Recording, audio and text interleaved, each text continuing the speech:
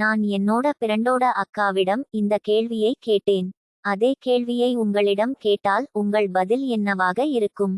ஒருவர் ஒரு ஸ்கூலை துவங்கி அதில் திறமையான ஆசிரியர்களை வேலைக்கு சேர்க்காததாலும் நல்ல பயிற்சி கொடுக்காததாலும் அந்த ஆண்டில் ஒருவர் கூட பாஸ் ஆகவில்லை என்றால் அடுத்த ஆண்டில் யார்தான் தங்கள் பிள்ளைகளை அங்கு சேர்ப்பார்கள்?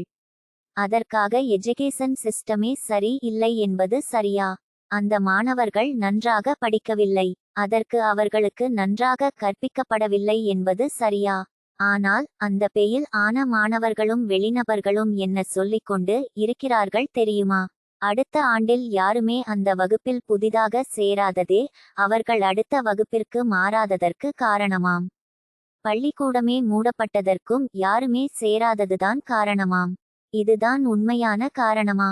ஆகையால் இந்த எஜுகேஷன் சிஸ்டமே சரியில்லை, பள்ளிக்கூடமே தேவையில்லை என்பது போல சொன்னால் அது சரியா? அந்த பதில் அபத்தமானதும் முட்டாள்தனமானதும் தானே என்றதற்கு அந்த அக்கா சொன்னாங்க, பள்ளியில் மாணவர்கள் சேராத காரணத்தால் அரசு துவக்கப்பள்ளிகளே இதற்கு முன்பு மூடப்பட்டதை அறிவோமே. அப்படி இருந்தாலும் எத்தனையோ பள்ளிகள் தங்கள் செயல்பாடுகளால் கல்வித்துறையில் முதன்மையான இடங்களுக்கு வர போட்டி போட்டுக்கொண்டு இருக்கிறார்களே என்றார்.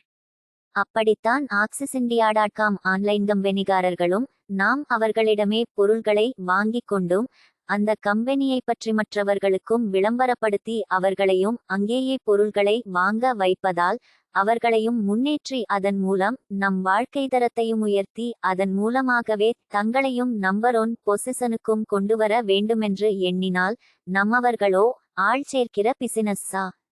அது நமக்கு வேண்டவே வேண்டாம் என்று சொல்வதுவும் அந்த பெயில் ஆன மாணவர்கள் சொல்லுவது போலவே அபத்தமானதாக இருக்கிறதல்லவா?